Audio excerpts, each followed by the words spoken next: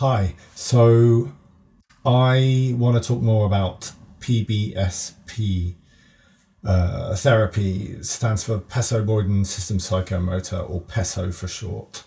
I have already made a video about my first experience with Pesso, so I'm not going to reiterate that here, and I will link to that down below in the comments below, so we can move past that. You can go and watch that video first, and that will take you up to speed a little bit about what it's all about. I'll also link to one of the websites so you can find out more there if you're curious. So I've had 3 Pesso sessions. It's a group therapy. The first one was very exciting. The second one I didn't particularly enjoy, and the third one I didn't get involved with any structures. A structure is a session with the therapist and yourself in a room with other people.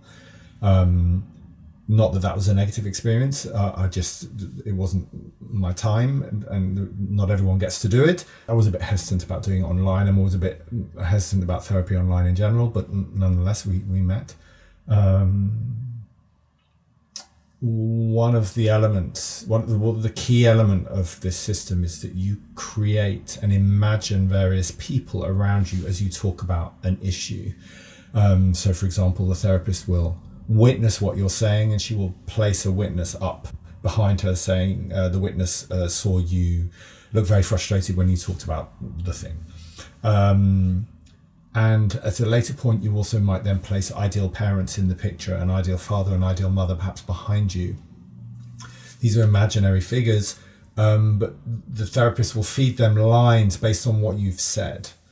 So for example, if I talk about the fact that my father shouted at me, she will say, the ideal father is sitting behind you, and he would say that if I'd have been your father, I would never have raised my voice at you. You would have always been free to feel safe and know that you would never be shouted at. Things like that. And that's strangely effective. I mean, if described, you might think, well, how would that work? But if you give in to it, if you allow yourself to open up to that, it's quite effective. But what I want to talk about specifically is what happened when we started to explore an embodied feeling that I was feeling. I had a lot of anger in me for a number of days. I'm going to avoid going into too many actual details about the who and the what of that, because I don't want to name names. But I had this very, very strong feeling in my stomach. It was a kind of nausea. What I've noticed over the years of working through therapy is I've moved from my head down my body. So if you imagine that one often avoids feeling anything in your body by ruminating heavily in your head, and excessive thinking is a way to avoid dropping down the neck into the body and not to feel the feelings. I have obviously often felt a lot of anxiety up here, heartbreak a little bit lower down. More recently, the feelings of pain in my body have dropped to my solar plexus, to do with kind of energy and kind of penetrating the world. And now it started to drop down into my belly. So there's been this kind of gradual dropping down through the body. I don't know whether that means anything. It seems significant. Anyway, so I had this kind of feeling of nausea, and we talked about where it was from, and some interactions I'd had with somebody that had almost made me throw up that was connected to this. And so we did a kind of body exercise, which it reminds me of something I got from Laban, the Laban movement, where something called Bound, where you kind of lie down and you tense your entire body and make every single muscle in your body incredibly tense and tight, and you hold your breath and you hold as tight as you can until it's really, really, really, really too much, and then you release and just let it all go, and you kind of shout or sigh or whatever. Quite often some tears will come from that, because it kind of something releases. So anyway, I had this feeling. And we did something similar. She said to imagine where the pain is, and then imagine all the muscles around that feeling, the nausea in my case, and to tense them really tightly and take a deep breath, and then tense again and take another deep breath, and tense again and take another deep breath, and you're breathing in and holding and breathing and holding and tense and tense and tense until it's almost too much to bear, and then you release and give that feeling a sound. And the first time I did it, what came out was a kind of scream and lots of coughing and retching. And I really held on, it was so overwhelming what started to come that I stopped it, I froze it. And we paused for a minute and took a moment, and then we decided to do it again. But this time she suggested I get a bucket in case I throw up. So I went and got a bucket, And I put it in front of me and we did the whole process again. And this time I gave into it and I absolutely exploded. This kind of, the feel, it's really hard to put it into words. I've never made noises like that before. I've never screamed like that before. And I've done a lot of different kinds of screaming. I used to drive to the woods outside Arnhem in the Netherlands just to go and find a private spot to scream, which is wonderful if you have a chance to do it. I cried desperately. I wailed. I swore. It was an evisceration, a volcanic explosion of rage and pain and fury and everything.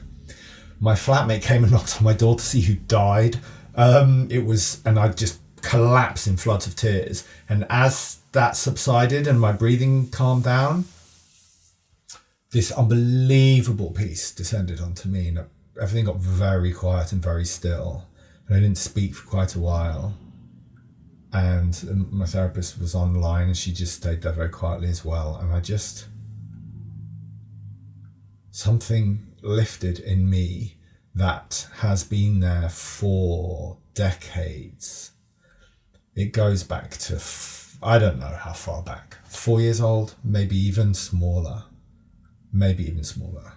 to it. The analogy that just came to me today is I've been walking around with a very painful thorn in my foot that I couldn't see, but I could feel it kind of, and it's finally been pulled out and I can walk. And since then, on Tuesday, it's now Friday, I've been kind of floating a little bit. And this sense of hope has come back into my life, in the sense that I'm okay in my body, that I'm okay on my own, that I don't need anybody else, need anybody else. I've been able to let go of somebody who was massively connected to that pain, even though it was nothing to do with them. And that's been a huge release, because I've been transferring this deep, deep wound onto someone who's very close to me, and just releasing it has released them from me and me from them in a way. And I've started to get a sense of creativity. I stand up tall. A lot of love for myself has reappeared. I'm enjoying taking care of myself. I don't feel this desperate weight of despair and aloneness which has been floating around my whole life. And I just produced a film on YouTube talking about emptiness, which I filmed 2 years ago, and it's very prescient that I've just edited that film and put it out now, and here I am having this experience this same week that I'm working on that film, talking about emptiness, and here it is very much again exploring what's at the bottom of it. I think there's still some stuff in there, but that was 85% of it. It's astonishing. And I've been in therapy on and off for a number of years. I've tried different kinds of modalities. I'm working with a therapist at the moment. We do EMDR and Dzogchen Buddhist mindfulness practices and body work, and it's very helpful. And I see that very much as a kind of rolling flow and a softening of a hardness, perhaps a softening of the shell of a pain. And it feels that it had been softened enough that then I put all this pressure and this muscular tension and this breath tension onto this point of pain, enough that when I release it cracks finally and cracks open. That's kind of how I see that process, as a kind of a cracking of an egg, if you like. It's just astonishing. And what's fascinating to me is that the level and the intensity of the pain and noise that came out of me absolutely did not look like the pain that I was feeling in my body, which was a kind of mild nausea. That was it. And that makes me really think about how we can compact and repress and suppress our feelings from decades ago, from a very early age, and build these kind of shells around them to the point where they show up in the most almost seemingly benign ways as just a kind of mild, kind of niggling nastiness. And I've had symptoms of IBS on and off for years. Never really investigated it too much. It hasn't been hugely debilitating, but this week vanished.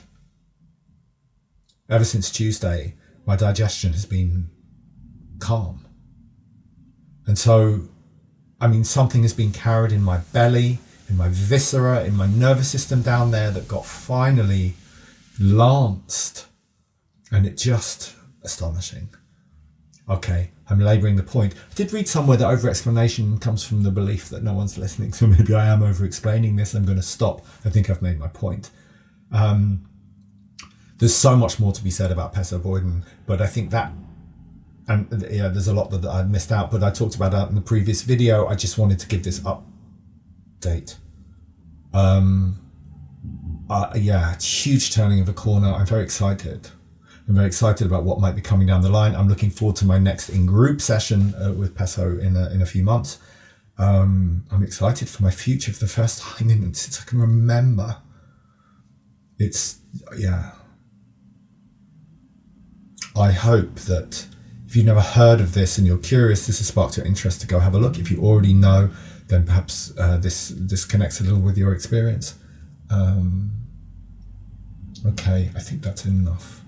Thank you for taking the time to listen to this.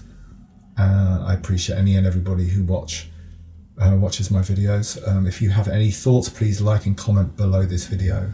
Let me know if there's something you want me to talk about. And otherwise, I wish you a very peaceful day. And I hope that if you're not fully comfortable and relaxed in your skin at this time, you are finding ways to slowly move towards getting to that place, because it feels really good. Yeah, thank you very much, and see you in the next video.